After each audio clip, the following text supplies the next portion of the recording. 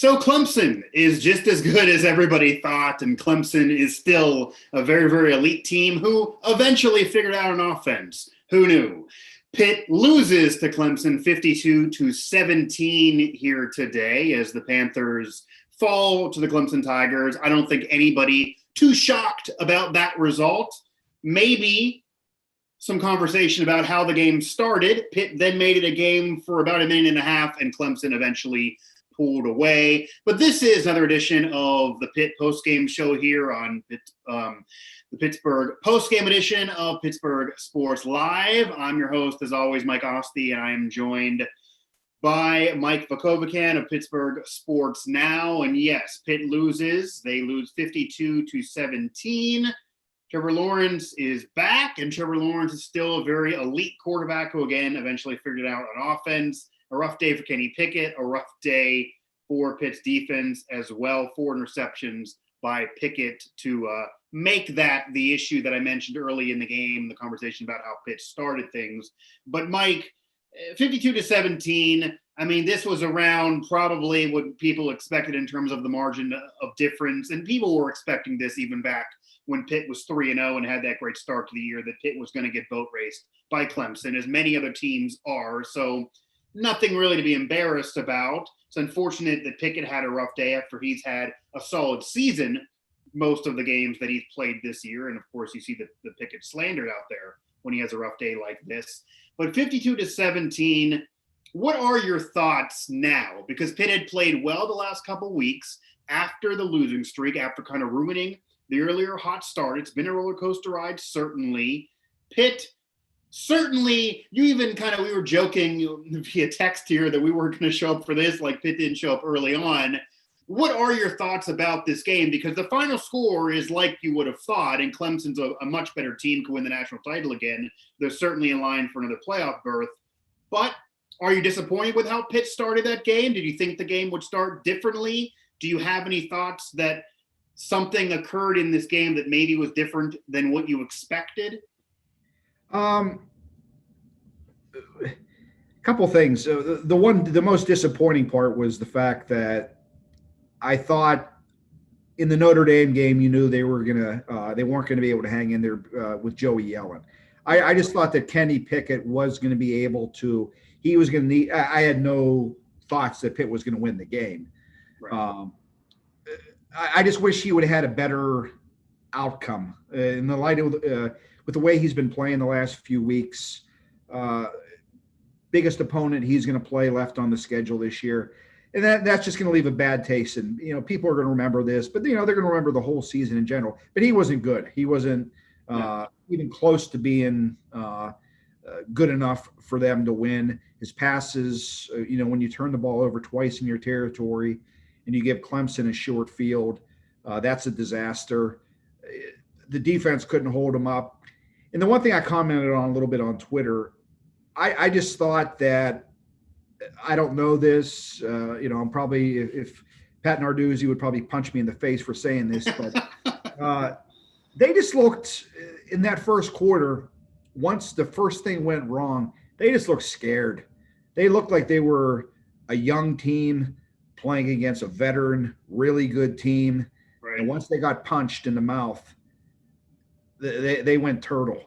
And I give them credit. They did come back, and right. They looked like they were going to make a game of it. But that first quarter, man, even the play call, everything about it, the way they were tackling, even guys, veteran guys in the secondary, they just all looked scared, like they were completely in awe of the situation. I don't know if they were, and maybe that's understandable if that was the case, but I can't deny that. Pitt definitely looked sluggish early on. And the weirdest thing is, Mike, we understand the competition wasn't Clemson, certainly, but Pitt had been playing better the last couple of weeks, and Pitt looked the worst they've looked all year, with the exception of maybe the Notre Dame game. And people may say, well, Notre Dame and Clemson are 2 playoff teams. Notre Dame beat Clemson. Those are 2 elite teams you're going to look really, really bad against. But even if you know you're going to lose a game, you do want to have your sound effort in there. You don't want to look intimidated, because, as you mentioned, it looked like a young team versus a national champion. Well, Pitt's not all young. There are veterans there. Kenny Pickett is a veteran player. There are veterans on the Pitt defense. Pat Narduzzi's been around a while. He's a veteran coach. So you would figure that he would have had them more ready potentially, if that is maybe a criticism, but also on the other end to defend Pat Narduzzi. And this is what I said the last couple of weeks, is what I said even last week with Zeiss, and has kind of been evident this year, maybe to some surprise, that this team continues to play for Pat Narduzzi. They started off sluggish. They were horrible in the beginning of this game. They started off this year with a hot start, then lost 4 in a row, but they turned it around and played really, really well again for him, and played really well in the middle of this game to make it a game, as you mentioned, again for him. So he's not lost the locker room, and that's again evident based on how this game unfolded, even though they eventually get blown out. Yeah, and if you're on, people that were making, and we were doing it just because it's a good storyline and everything. This wasn't a similar team to when Pitt beat Clemson back in 2016. Sure. They had a veteran line. Pitt was starting 3 guys on the left side or the right side of their line that were making their second career starts, playing against, 4 5-star guys on the defensive line. That was a mismatch from the start. That was they got away with it Virginia Tech because Virginia Tech wasn't that good defensively and they were missing players. Clemson wasn't missing anybody. And those guys aren't ready. Not a knock against them, but their right side of their offensive line was not ready for what Clemson was offering them.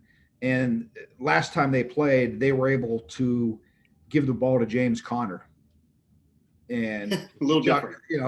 He took he had drives. Pitt wasn't going to run the ball today against them. So everything, Clemson knew that, and everything was in Kenny Pickett's up to him. And it was just too much. It was a mismatch from the start. And the outcome doesn't surprise me. The bad thing, though, for Pitt is they've played 2 games so far now on ABC, and the combined score is now 97-20. Wow, what some quick math there for you, but yeah. That's just that's not a way you want to go out. You play the 2 best teams that they played on their schedule this year, 2 ranked number 3 and 2 and 3 in the country, and so you could see there's quite a bit of disparity between the talent level right now of what Pitt has and what Notre Dame and Clemson have. Sure. And also this game moved to ABC because of the weirdness of this weekend with COVID and different games being bounced off. But yeah, Pitt has not been able to perform on national TV, to say the very least. Yeah. They have been playing better, but then you get into this game and it's just a much better Clemson team that could easily win the playoff game, especially now with Trevor Lawrence back under center. I do want to ask you, though, Mike Vukovcan here at Pittsburgh Sports Now, Mike Asti on the Pitt edition of Pittsburgh Postgame on Pittsburgh Sports Live. The Panthers losing 52-17. But I don't think if you just looked at the box score and you didn't watch this game, that you would really understand this game, because Pitt offensively couldn't do anything for a long period of time and would make tons of mistakes, and Clemson would capitalize. And the reason why you see 31 points in that first quarter is because of Pickett's mistakes, those turnovers, and them able to then capitalize off of that. Why do you think, though, that Clemson offensively with Trevor Lawrence took a while to get going? Is it just him getting back under center? Is it just they have so much talent there? It did take about a half for them to click on all cylinders like a national championship level offense without getting interceptions to put them right in territory. Anything you think Pitt did, or is it just Clemson needed a little bit to get going again? No, I just think they, we're talking about the end of the first quarter. It was 31-0 or going to right. It was just Trevor Lawrence hadn't played in a month. In terms of the long drive, though, it took a little bit of time. Yeah, and I think they were just gift wrapped a couple. Right. Yeah, I wouldn't look anything in. Pitt still does have, despite the fact that they are missing some players, they still have some good guys. They still have some talent on defense. Damar Hamlin really hustled in this game. Yeah. He really he had one of his better games of the season, even though the score does not show that at all. He really hustled and almost saved a touchdown. Actually, he did end up saving a touchdown, pushing him out of bounds and having his foot right out towards the end there. They would later Diablo score, but he had a great tell you that defensive line that they played against today with Pitt is as good as they're going to see all year. Notre Dame's up there as well. Right. But they have nothing. But the secondary was young, and then especially Brandon Hill getting ejected for the targeting, and then you had they're completely young in the secondary, and they couldn't match up with once Dabo Swinney, if he wanted to, he probably he saw what was going on there. He probably has respect for Narduzzi, but he doesn't need to score enough points that it looks like an impressive win for the pollsters and everything else. But, and it does. I mean, if you look at Trevor Lawrence's spread here. Yeah. In the first half, though, Mike, something this didn't impact the game at all. Right. However, when we talk about Pitt not being able to move the ball in the first 3 or 4 drives, I think I know where you're going. Drops again. It was just right. It's ridiculous. And the sad part about it was a few of the drops were by their best receiver, Jordan Addison. Kenny Pickett's going to want to feed him the ball, and he threw him a couple perfect balls, and he drops them. And the one interception Pickett has, it's off Jared Wayne's hands and goes right to Clemson. They're in their territory again. So he did throw picks. Pickett wasn't good this was his worst game, if not his worst, one of his worst games of the year. But once again, the reoccurring theme, you can't have 3 and out. I think their first 4 drives of the game were all 3 and out. You can't do that against Clemson, especially when you're running hurry up offense. And there was barely, I think I looked at the clock.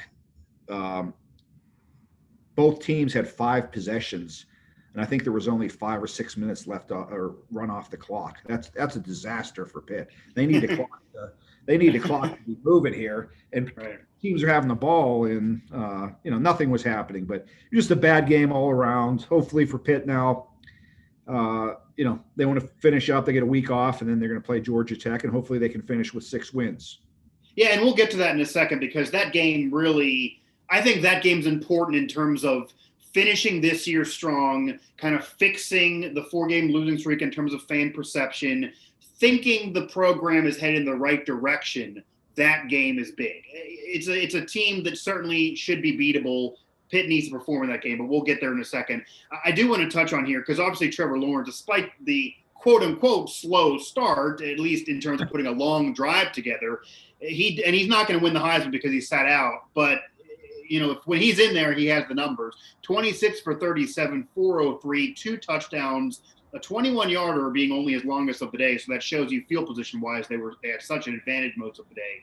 And his quarterback rating, Mike, 179.6. It's a video game out there. That's insane.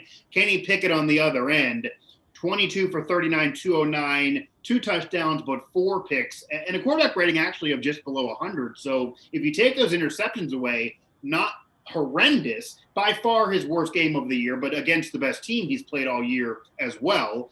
And I do actually want to maybe ask you quickly, yes, he's dealt with tons of drops this year, and the receiver did not help him out at all today, even though he certainly did not play well. Anything for you, because Addison dropped passes today, and Addison was one of the few receivers this season that emerged as being a security blanket for Kenny Pickett, went in there, and he has been somebody that has not dropped tons of passes prior to today. Do you think him missing game and missing time because of COVID played any role in him being totally different and flat out worse in this game, or is it just what Clemson did maybe? I think it's your second part. It's Clemson. I think it's the atmosphere. It's being in Death Valley, playing against the aura of the Clemson Tigers, being down 31-0, pressing, all that stuff. Jordan Addison is going to be a really good receiver. He got in the end zone. He did get in the end zone. Yeah. He'll probably be here for another year or two before he's an NFL player. There's no doubt about that. Now, it's a problem, and I don't know. That's something that has to be addressed in the offseason. We said that last year. This is 2 years in a row now. So I don't know how Chris Beatty's the wide receivers coach, but I don't know what how you correct that. These guys obviously have talent. They show they have talent, but they're inconsistent, and that's not a good thing. No, and it's gonna be really doomsday, because Addison's gonna be there for a year or so. But a major question mark whether or not Kenny Pickett's going to be back or not. And that's still a question mark. He could return based on the COVID rules, but if he's not there, that's going to certainly add a whole nother monkey wrench in terms of who will be quarterback for Pitt and what will go on there. Mike Vukovcan of Pittsburgh Sports Now, Mike Asti here on the Pitt edition of Pittsburgh Postgame on PSL. Make sure bottom of the video here, click subscribe, help us get the content to you. We see a lot of you are doing it more recently as well, so we appreciate definitely the spike in subscribers, whether you're doing it for the Steelers, Pitt, or whatever else. We definitely appreciate here at Pittsburgh Sports Live. Clemson 52, Pitt 17. We kind of expected this final score, even though maybe the way the game unfolded was a bit odd, but still, I think actually there's some positive here, Mike, to be fair. And I'll say this as somebody maybe who's not a Pitt guy, I will say there's some glass half full from this game, just because Pitt did make it a game a little bit in the middle. They did get in the end zone a little bit, and they did show they were playing for Narduzzi despite all those turnovers and all those issues to make it a little bit of a game. It could easily have ended up 70 to 3 with the way the game was going early on. What are your thoughts, though, on, and they were able to help beef up this final score to show that with a field goal after already trailing by 30. I saw actually your tweet at the time. Did you like that? That seemed a little bit like weak sauce to me, to be kicking a field goal just to get points on the board. That's a face saver there. Two parts. Number one, would have made a difference? No, they still were going to get their heads kicked in, so it didn't. Right. That didn't matter. It's just a perception thing. It's the same thing of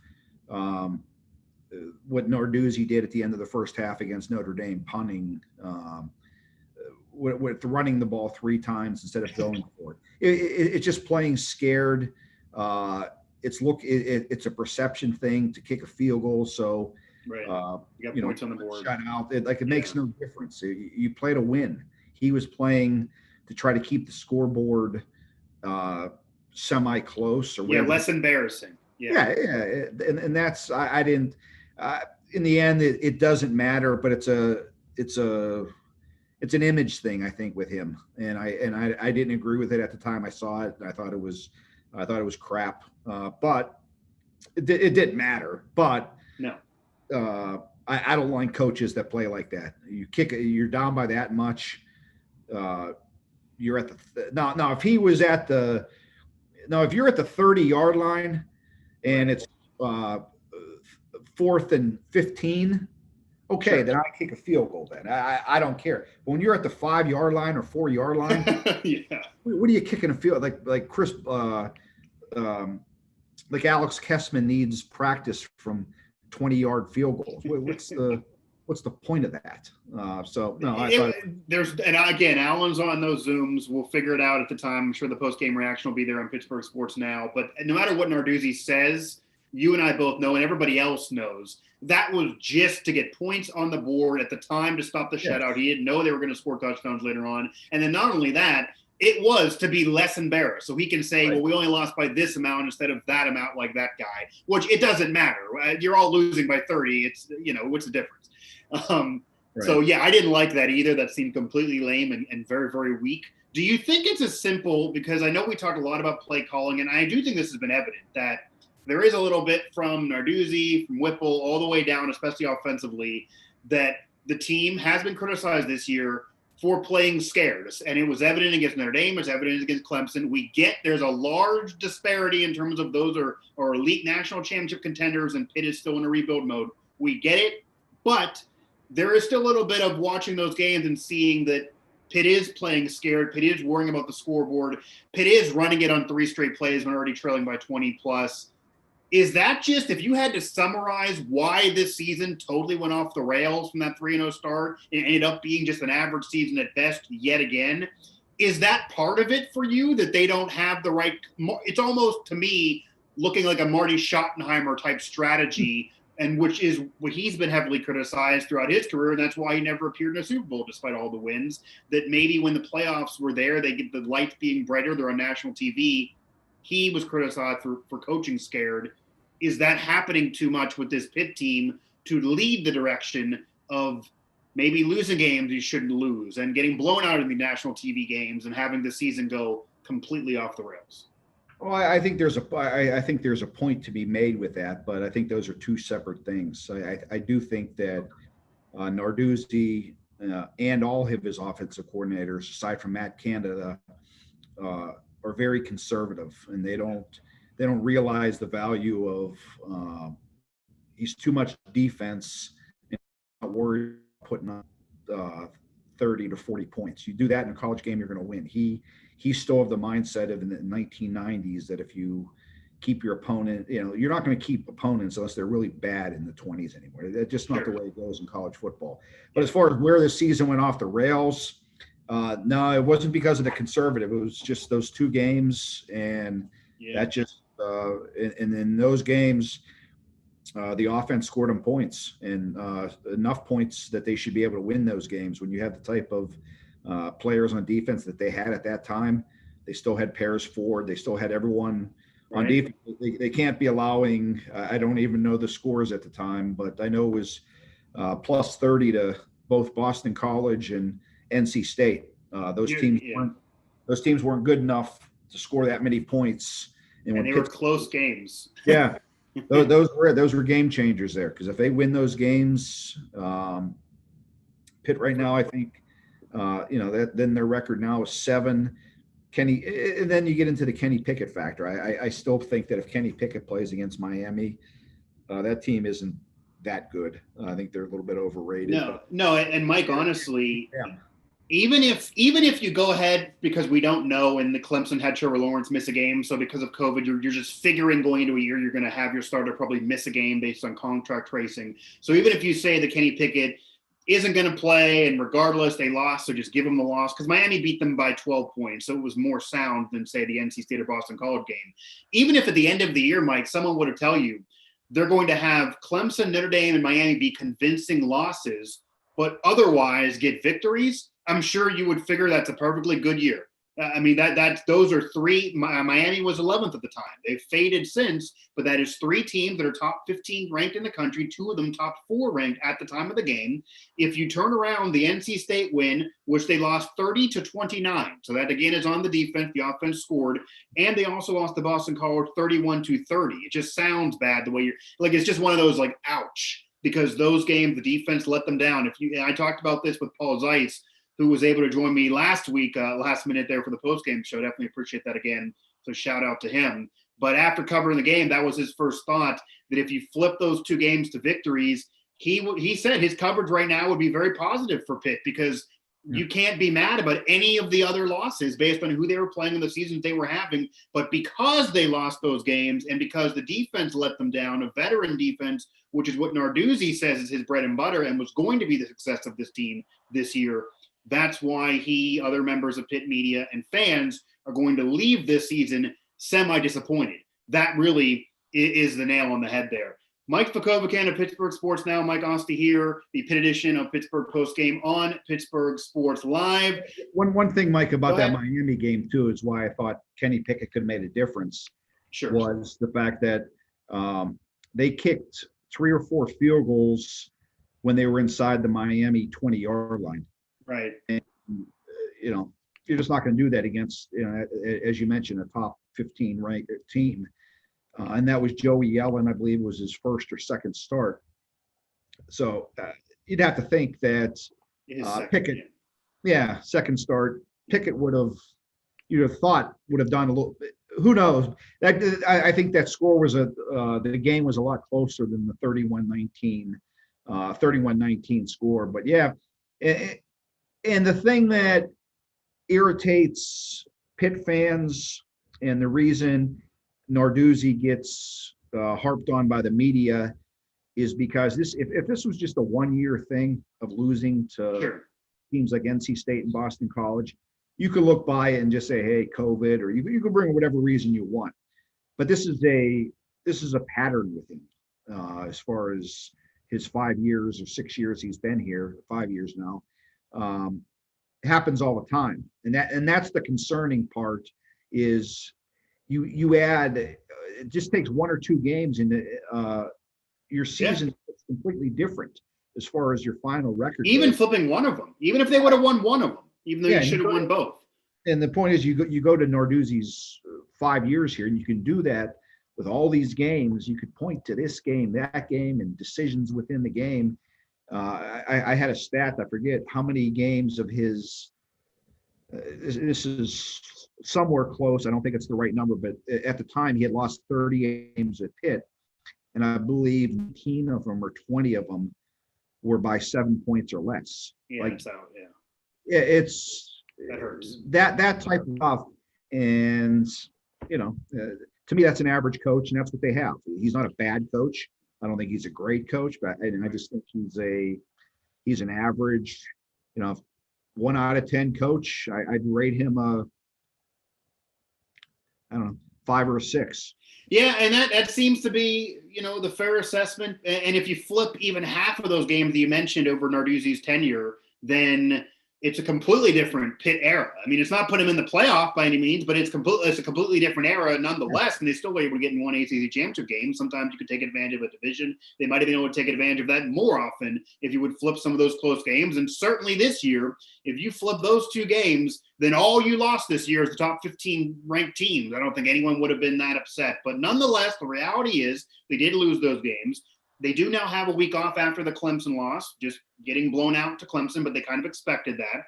And then you finish the year against Georgia Tech. And this is not a Georgia Tech team that in any reason should be a team that is beating Pitt. It's a winnable game for sure, but certainly that was said going into Boston College. That was said going into North Carolina State, especially based on how good they were entering those games at that time. And now they're coming off a bad loss, even though to a great team, and playing well, though, right before those. So they were able to beat Florida State, able to beat Virginia Tech, kind of turn the season around a little bit before this loss to Clemson.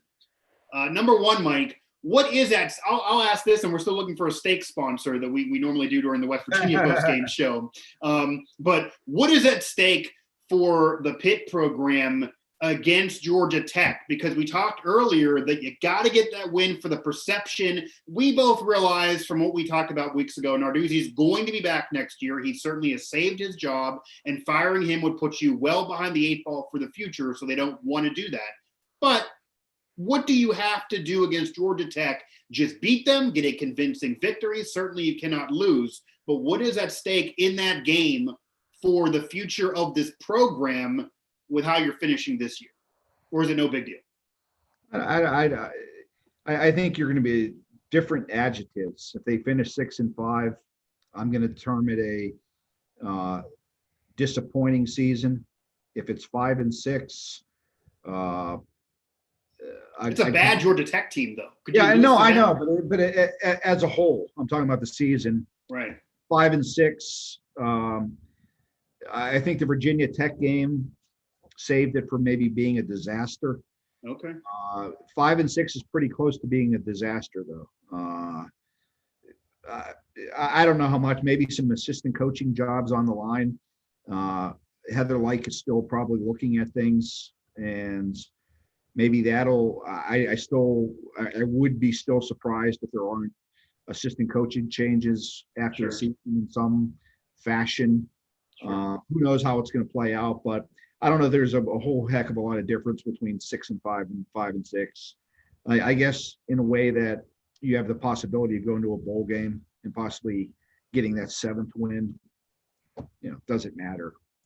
Who knows? And that could happen this year anyway because of COVID. Because a couple of weeks ago, Penn State was rumored to be predicted going into a bowl game against West Virginia, and they hadn't won a game. So because of COVID, the win rules is kind of thrown out the door. But you don't think, out of any pushback, I get the overall record would not matter, but you don't think it would give fans a worse taste in their mouth if you lose to now a 2-win Georgia Tech team that has dealt with recent COVID games, so they also haven't played that much recently, after Pitt has played well going into the Clemson game despite then losing to Clemson.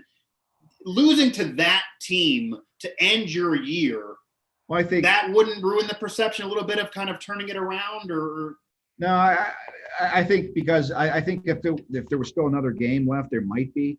But I think once the season is over with, I think Pitt fans are automatically going to look at whatever I don't think they're going to focus on the Georgia Tech game. I think they're going to look at the record as a whole, and they're going to see.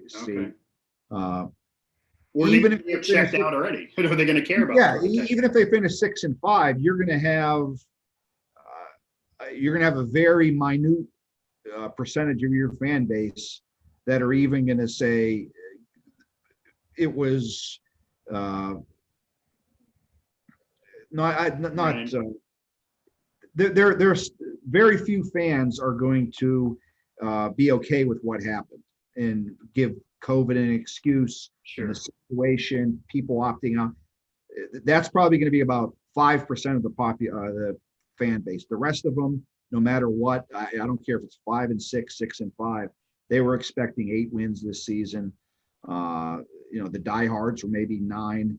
They're still going to say this season was terrible, and they're going to be on Narduzzi no matter what. So that's why I don't really know that 6-5. They're going to be on his butt no matter what. So I don't think it's going to make that much of a difference. So even if they would go out there and beat Georgia Tech by 40 points, like they did in not 40, but they had convincing victories over Florida State. If they have another one of those against Georgia Tech, it's not going to be a big deal because they're going to say, well, Georgia Tech sucks. You're supposed to do that. You should have beat Boston College or North Carolina State. That's exact. You hit the nail on the head right there. Is they're going to say you can do that against those teams, which you should, but why couldn't you do it against Boston College? And you could have had us having a really good season. And the problem is it happens every year with you, Pat. So that's what they're like. I know what they're.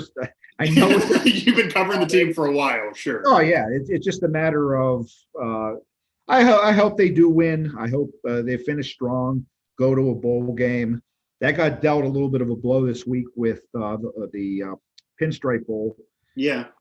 Couple of the prognosticators had Pitt going to the Pinstripe Bowl playing against one of the Big Ten teams. Purdue was the name being thrown out there. Now with that being canceled, that's 2 or 3 bowl affiliation teams with the ACC. So things. Well, that's a question actually, Mike. I mean, we talked about the Georgia Tech team game not mattering too much because they're so bad, and the overall record would still be a similar perception. We know the rules of 6 wins aren't as sound because of past years with COVID, but you still need to have the conference tie-in, so you do need to have bowls there.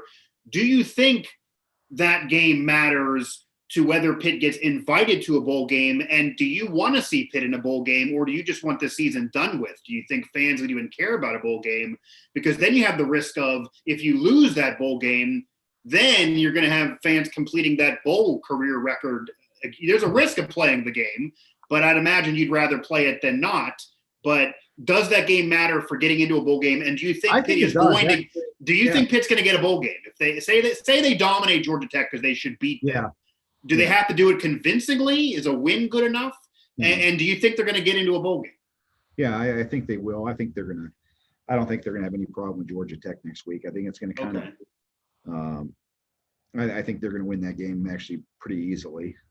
They should. I mean, they should. This is a bad Georgia Tech team. I got to tell you again, it's 2-5. Yeah, just how young Georgia Tech. Just that's how young Georgia Tech is. They're playing right now tied with Duke.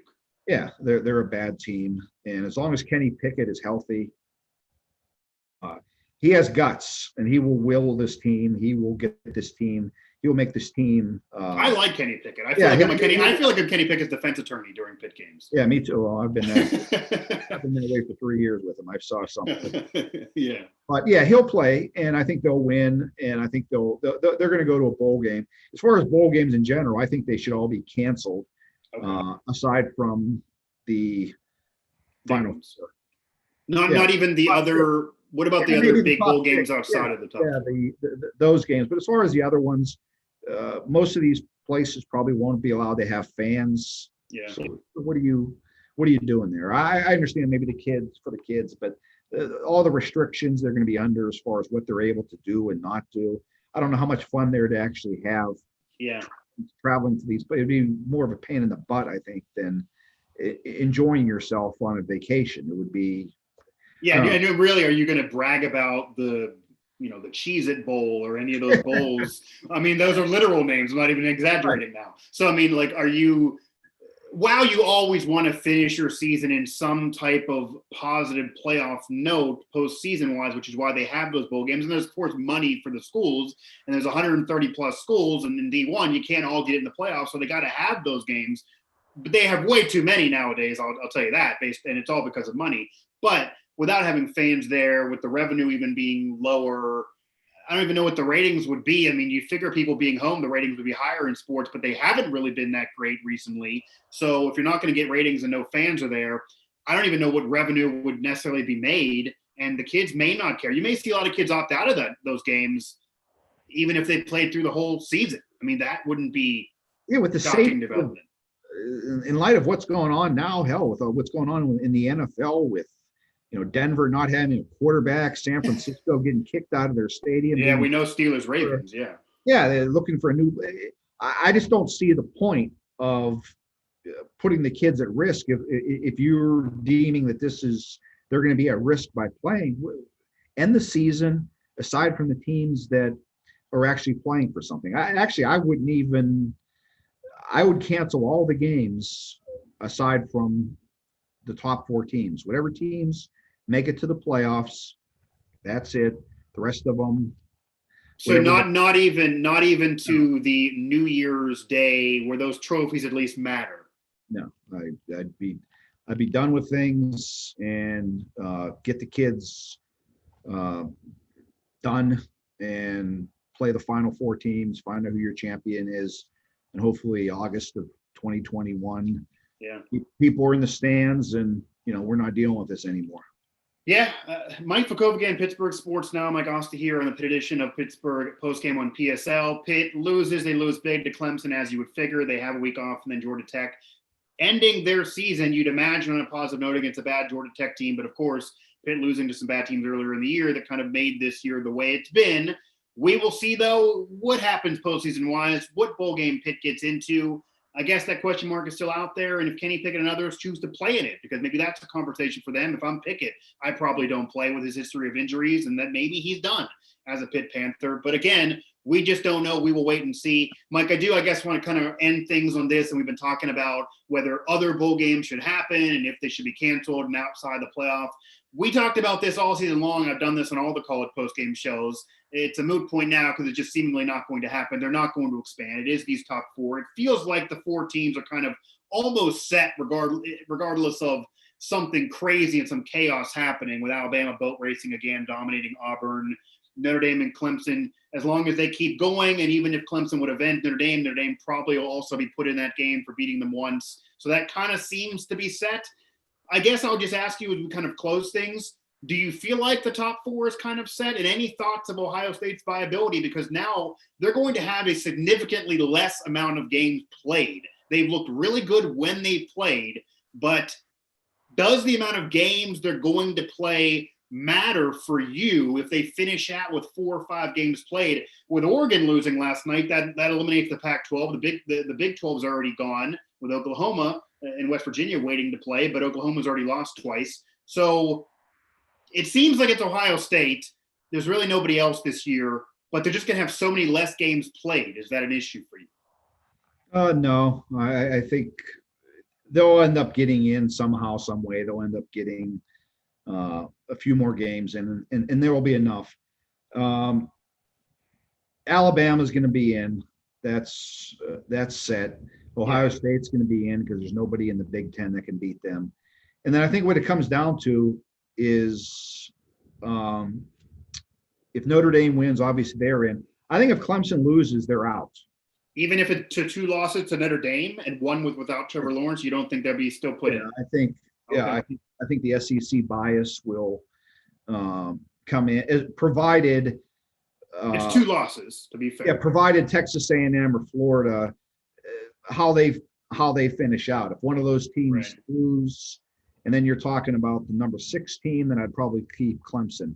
But if Texas A&M's beating LSU right now, if they win, if they look good down the stretch, I would guess that they would. Clemson needs to win a game. They can't use that as an excuse. They'll have their chance with Trevor Lawrence to beat Notre Dame in a neutral site stadium. If they can't do that, then I would guess that the SEC hype machine will take over, and whoever 5 or 6 is in the poll at that time will take over, provided they only have 1 loss. If it's two losses, then Clemson will get the nod because of losing to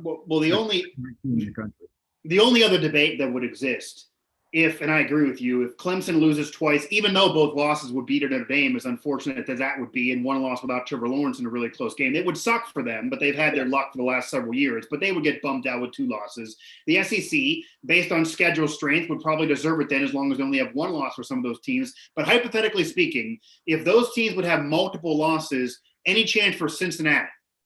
Now, obviously, it didn't happen for UCF years ago. I've been well against UCF because of strength of schedule for many, many years. They hate me down there. They got my face in a bullseye. But I've heard some things that some radio show hosts down there have said about me on Twitter.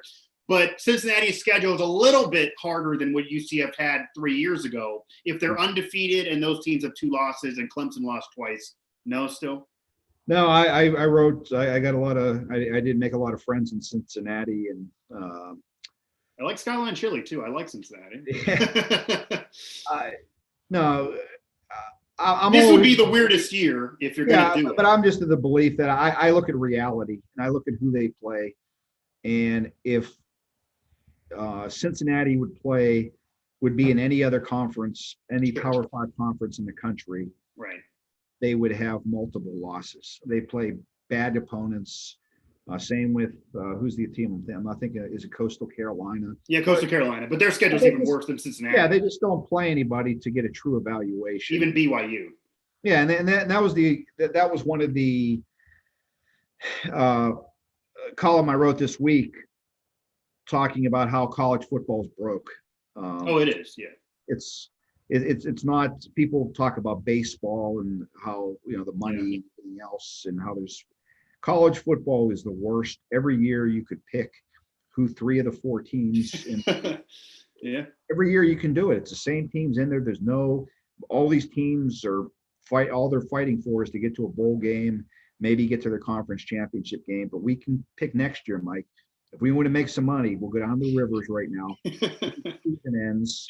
Let's go, and let's lay $200 each. Right. Ohio State, Clemson, Alabama to be in the Final Four. Those 3. Yeah, and then the only thing you're switching out every year, and you did it this year, is this year's odd where Oklahoma had lost 2 games early, so they're not there. But normally Oklahoma is the ceremonial Big 12 team because they're historic. They're bumped out this year because of 2 early season losses. So what happens? Notre Dame gets bumped in. Yeah. So you're just switching out one team, and every now and then. Yeah, there'll be an SEC school. Georgia did it a couple of years. Yeah, there'll be occasional Big 12 school that'll get in there. And here's the thing about Cincinnati too, why they just don't have the sustainability, and same as Central Florida. They can do it 1 year, but where do you think, if you had to lay money right now, where's Luke Fickell coaching next year? He's not coaching at Cincinnati. Well, no, and UCF's coach, when they had the fake national titles, not still there. He ended up moving on to Nebraska, which is a horrible program right now, but he's making more money. And why did he leave? Because of what you're saying. He went to a program that has not won for a decade, but he realized, if I ever want a chance, I got to get out of here into a major conference. I don't care if it's a bad major conference team. I'm better off winning 3 games at Nebraska and building it up for 10 years than to go undefeated at UCF and never be higher than 8.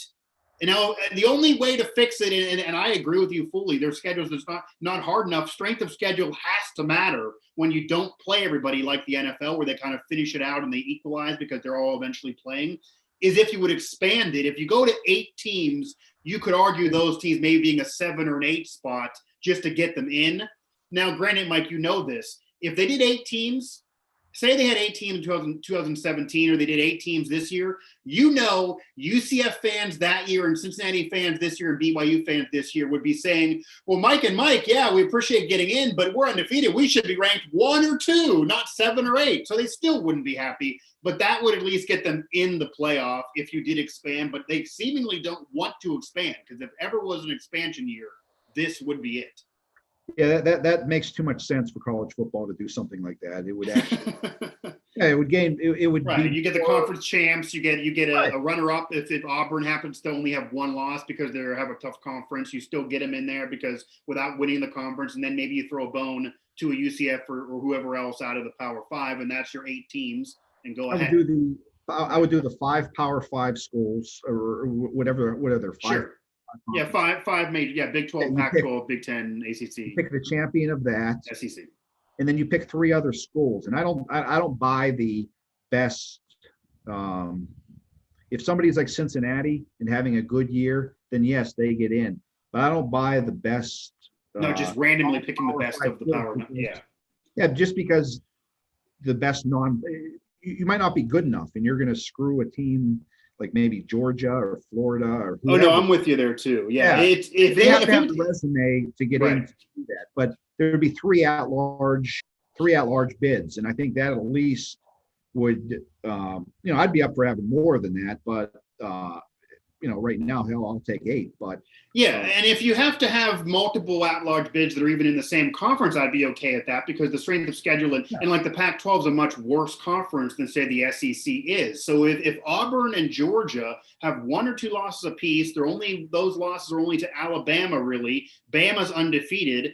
You could put those 2 teams as your 2 out of your 3 at-large. The Power 5 champs, 3 wild cards to say, and they would just be whoever's resume is worthy. In 2017, maybe it was a weird anomaly where UCF might have been more deserving because there wasn't that many great Power 5s. They were undefeated. The schedule was still not that hard. They only played Memphis, Pitt, and one other team were their best wins. It was not a rough schedule. The issue for UCF that year, they only have 1 top 15 win the entire season, and that's against Auburn in the bowl game. So before the bowl game, they had no top 15 wins, which any good team of even average standing in a major conference is usually getting 1 throughout a year. So maybe they still wouldn't have been deserving, but if you are, then go ahead. So I'm with you. It doesn't seem like that's ever going to happen. So in reality, they're all just bumped out and they don't have a hard enough schedule. It does appear that this is the 4. It really, really does. And I also would imagine that even if Notre Dame would lose, they would still get put in because they have that 1 victory. So Notre Dame is probably secure, certainly more so than Clemson, who has to win in order to stay in there. It'll be interesting how the seeding works, though, if Clemson gets the win. If they get the recent win over ND, I'd imagine they have a better seeding. Well, my theory for years, actually, this goes back a long time, was more than 8. And you would. Oh, you could blow it up and do more, sure. No, I would make I would make all the bowl games. That's what I would. All these, the Grasshopper Bowl and all these other bowls that. So you have March Madness, yeah. That's what it would be. It would be the first. All you could keep all your, because everyone would say, well, they need the bowl games. Those have for the money, right? Yeah. They could still exist. Those would be first round of of your football playoffs. As you go on, better teams, better bowl games, and then you get down to your Final Four, what you have right now. And it's not that hard to be playing the same amount of games. The only thing you would do is you'd be getting rid of, unfortunately, some of these other schools, and you'd come up with a different playoff or something. But you get rid of some of the smaller schools. They get to play in the bowl games. I don't even know who. You just whoever plays on December 19th. Those teams wouldn't be playing in the future, so you'd be getting. That would be and I'll tell you right now, Mike, that would make tons of money. That would be record television ratings if you start making the bowl between Oklahoma and North Carolina in the first round. People would watch. What you'd have to do, though, to really do that is you'd almost have to at some point rank the teams from 1 to like 100, not just 1 to 25, because that would be the only way to fairly place them in the games. I think the fairest way to do that, though, you'd have to get rid of the bowl tie-ins. It would have to just be off of a ranking all the way through and forget the money of the bowl tie-ins and those manipulations, and then just kind of tier out what you think the bigger bowl games are, which are clear to everybody anyway. Obviously, the best bowl games are kind of set out there. And if you're a newer bowl game, you're lower in the line. If the bowl game goes bankrupt, you can get bumped up.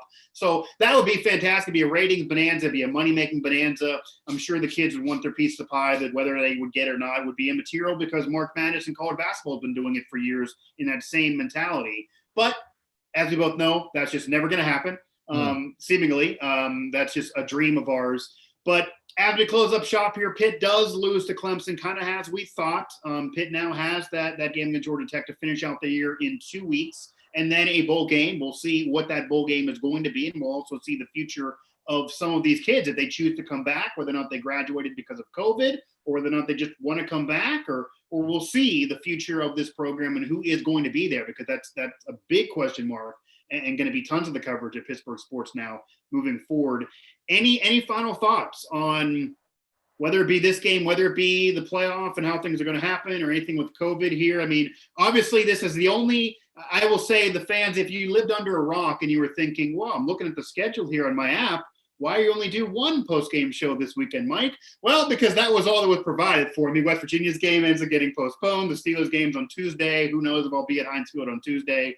So right now, this is all you got here in terms of football talk on PSL this weekend. I did do a mic drop episode for you, but it's been a wacky year and a wacky week, to say the least. Yeah, the NFL, I don't know what's going to happen there. I think they're heading into Roger Goodell's probably at his desk right now with a bottle of right now, because he has no idea what's going on here. This is getting into he's getting the first half went pretty well. There weren't many, couple disruptions here and there, but what's going on right now with the Denver Broncos, San Francisco getting booed out of their stadium, Ravens have 18 guys on COVID, the Steelers, who knows what's going on there. That game, they don't want a week 18. I think the NFL is in for a lot of problems here, especially with the holidays. I think you need a week 18, though. I think that's how you fix it. You just do a week 18, and then you just – I know, but you just have less of a week off before the Super Bowl or for the playoffs, the team with buys, or after the conference championship. For years, when we were growing up, you had 1 week off from the conference title game to the Super Bowl. Just do it again. It's not the end of the world. That's the most overrated. You don't need to, especially who knows? Sometimes it's bad to be off too much. You can go down there and have fun in Miami or Tampa, wherever the game is. It's another week for guys to get sick now. Yeah, so that's what I'm saying. You just have 1 week off and play the week 18 and push everything. Even if you don't have to move the Super Bowl date, you keep it where it is. You have less time in between those playoff games, and then you play the week 18. But honestly, they should have put the week 18 in place well before the season started. They got too greedy. I will say, to defend Roger Goodell, this is an insane thing to deal with, and I don't really know what you do. I mean, Ryan Clark probably said that, I saw his tweet recently, he kind of said it best, that you're testing God a little bit much here, and maybe we just need to call it quits this weekend and move forward. They don't want to do forfeits, obviously. That would be an incredible black eye for this league that the other leagues didn't have to do. But I don't know what you do. And I will say the one doomsday thing that I did not want to occur did occur. So this is a Pitt show. I'm going to extend my prayers, and I'm sure yours. James Conner being positive was the worst case scenario based on his history. Did not want to see that. So it's not good. No, we'll see what happens. But I think this is what we're seeing now with the NFL. I think we're just hitting the start of what's going to be as far as teams and players getting hit with this, and they're going to have to be able to adapt on the fly here. And that Denver game, I'd have no interest in watching Denver and the Saints tomorrow. But if I'm a gambler, I told you, if we have our gambling show, you take the under on that, because I don't know how Denver is going to score points. If the Saints allow any points to that team, to a team that can't throw, the defensive coordinator should be fired. 10 guys in the box tomorrow, and whoever, I have no idea. It's probably some wide receiver that played quarterback in school is going to be either that or running back, and they're just going to be doing wildcat the whole game. Like get Tim Tebow out of the booth. I never thought I'd want to see Tim Tebow again, but get him out of the booth. What the offensive coordinator is doing tonight now? He's not going to sleep tonight. They're coming up with they're thinking of he's drinking. To run tomorrow. That's non-pad. They're going to be doing double, triple, quadruple reverses. That game will be fascinating to watch. Yeah, because then also you don't want to have your running back get killed. I mean, you can't just you can't just give 50 carries. I'm sure the running back's going to want extra money if that ends up occurring. Yeah, it is that is the disaster scenario with everybody in for one position, the quarterback position being involved, and they're all around each other. So you would figure that that's not crazy to happen with the case tracing, but still. Unless you put Tim Tebow on the field or get John Elway out of the booth, I don't know what's going to occur. I'm not a Taysom Hill guy, so I will tell you that if he's ever going to look really, really good, it's this game because the comparison on the other end of the field is going to not literally be a quarterback. So who the hell knows? The interest for that game is definitely high.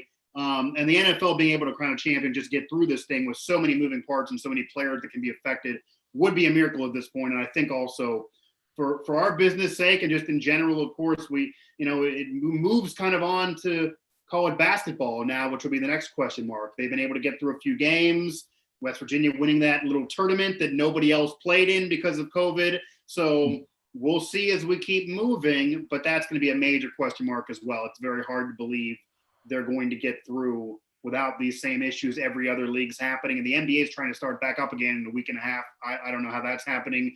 The NHL is probably a long ways away now with those January dreams probably not happening. So enjoy those new jerseys that are being announced because that's basically all your hockey coverage is probably going to be right now. But who knows? For Mike Vukovcan of Pittsburgh Sports Now, through all of us here at the Now family of networks, for Pittsburgh Sports Live, Pitt, of course, losers. David Grumley, our number one subscriber here at PSL from the beginning. I had to give you a hello there on the chat, so thanks again. Pitt loses big to Clemson. You kind of figured that. They take a week off to now look to finish their season strong against Georgia Tech, and then we'll see what happens in the future. We'll see what happens with bowl season. We'll just see what happens in general with sports because we just don't know right now. We'll just see. I'll leave it at that. All right. Thank you.